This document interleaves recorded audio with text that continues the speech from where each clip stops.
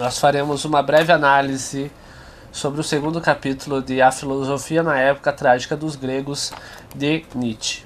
O que é importante a gente entender na filosofia do Nietzsche é que ele nos ensina a tomarmos de exemplo grandes homens. Os espíritos fortes adquirem mestres que são grandes homens, e esses grandes homens nos ensinam e nos fazem nos desenvolver, e o grande homem é aquele que se supera. Ou seja, você toma essas pessoas como referências, que são as pessoas que lhe ensinam aquilo que é ser grande, e você os toma como mestres. Porém, há um momento em que você irá superá-los, e isso é natural na filosofia do Nietzsche, que é o homem que se supera. O super-homem é isso, é o homem que transborda, é o homem que passa finalmente de si e ele se torna, enfim, o homem transbordante. Nesse livro ele faz uma análise justamente dos pré-socráticos ou dos pré-platônicos, porque na verdade ele pega de Tales de Mileto até Sócrates, que são homens que têm uma filosofia essencial. Ou seja, o que isso quer dizer? Que é uma filosofia, a filosofia deles é uma essência, é uma síntese, é uma própria forma de vida, no qual Platão vai ser o primeiro filósofo híbrido, segundo ele. Porque Platão é o primeiro que vai discutir questões além da própria essencialidade da discussão da vida, que é do existir filosófico. Todos os filósofos, os pré-socráticos e Sócrates, eles tinham uma unidade, uma questão que os levava a ter uma vida de acordo com aquilo que eles proclamavam. Eles ainda não tinham uma sociedade, principalmente os mais antigos, que pudesse corroborar com aquelas teorias deles. Eles eram os solitários. Tem um trecho muito bonito aqui que diz assim: uma época que sofre daquilo que se chama cultura geral, mas que não tem cultura nenhuma e que não possui nenhuma unidade de estilo em sua maneira de viver. Nada poderá empreender conscientemente se ela mobilizar a filosofia, mesmo que fosse proclamada nas estradas e nos mercados pelo gênio da verdade em pessoa. Em semelhante época, a filosofia permanece, pelo contrário, o monólogo erudito de um caminhante solitário, a presa contingente de um indivíduo, um segredo de quarto bem dissimulado, ou uma conversa inofensiva de velhos acadêmicos com crianças. Ninguém pode ter a audácia de cumprir em si a lei da filosofia. Ninguém vive filosoficamente com essa lealdade elementar que obrigava um antigo, onde quer que estivesse e o que quer que fizesse, a comportar-se como estoico, se um tivesse jurado fidelidade à Estoa.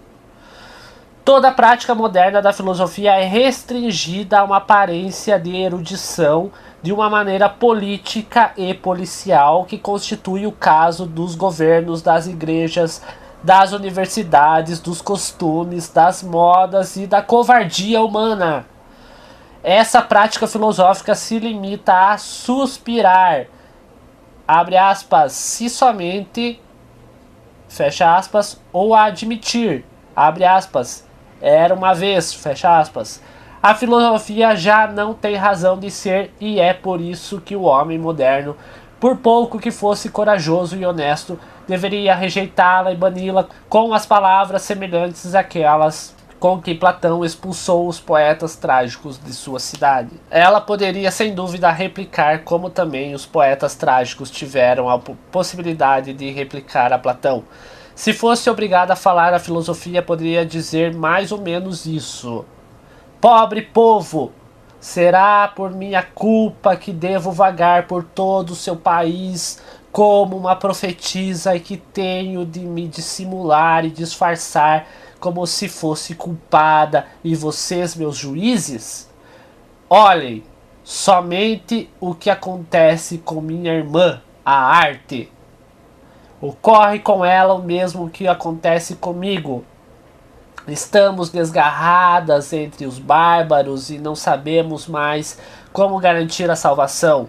É verdade que toda justificação nos faz falta aqui, mas os juízes que vão nos fazer justiça deverão julgar vocês também e lhes dirão: tenham primeiramente uma civilização, em seguida aprenderão também o que quer e o que pode. Nietzsche acabava dizendo que a filosofia, para um povo ruim, para os espíritos fracos, para uma sociedade em que está tomada de espíritos fracos e que favoreceu-as e que, assim, ampliou o número de espíritos fracos, que são as pessoas que dependem de moral, que dependem de alguém que lhes diga o que devem fazer. Para essa sociedade, a filosofia só pode lhes causar mal.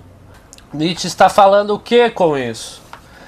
Nietzsche está falando que filosofia e arte nos nossos dias, elas já estão sujeitas à política e à polícia.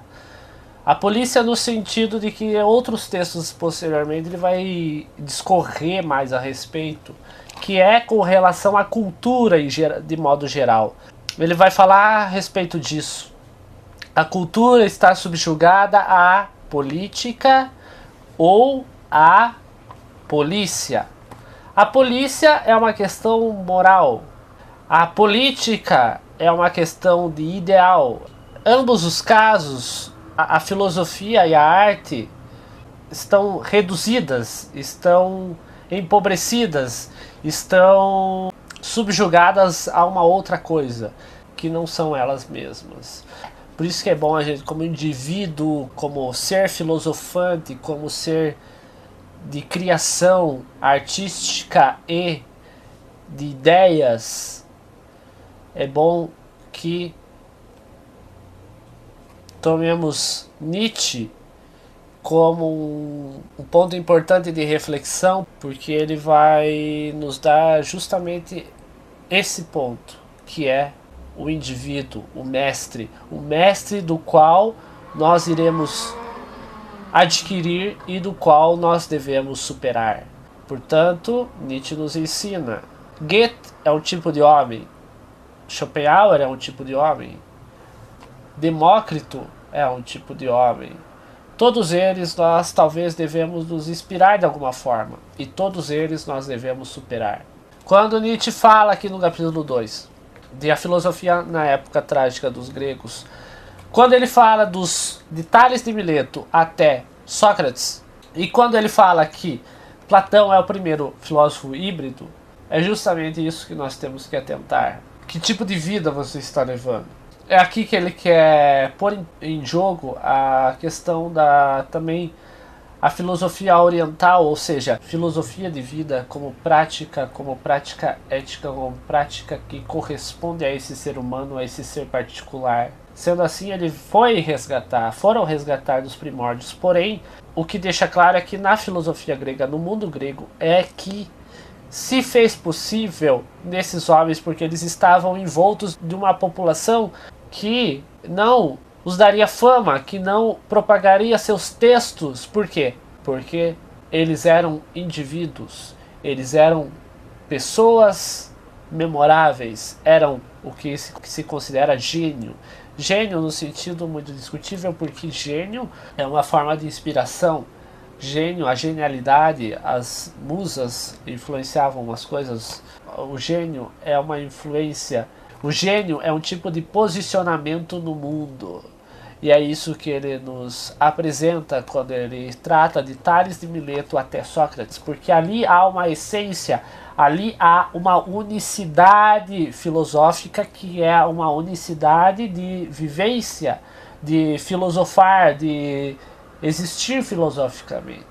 Por isso que ele nos mostra que os mestres são necessários, mas os mestres são necessários para que os ultrapassemos. É isso que ele nos ensina. A filosofia de Nietzsche não é sobre questões das quais, a partir de Platão, foram se discutir na filosofia.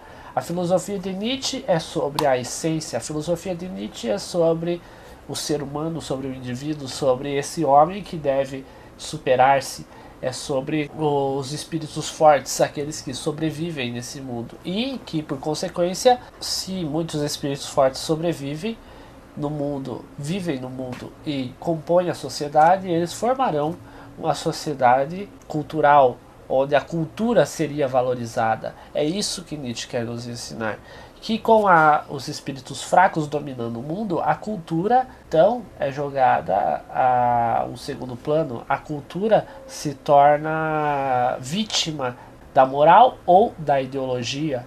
É isso que Nietzsche nos ensina. Se os espíritos fortes comandam o mundo, a cultura se eleva porque ela não está sujeita a uma moral e a uma ideologia. Porém, se os espíritos fracos tomam o mundo, a filosofia, a arte e toda a cultura de modo geral está sujeita a uma moral por parte dos conservadores, dos religiosos, e a uma ideologia por parte da política, daqueles que estão a favor do Estado.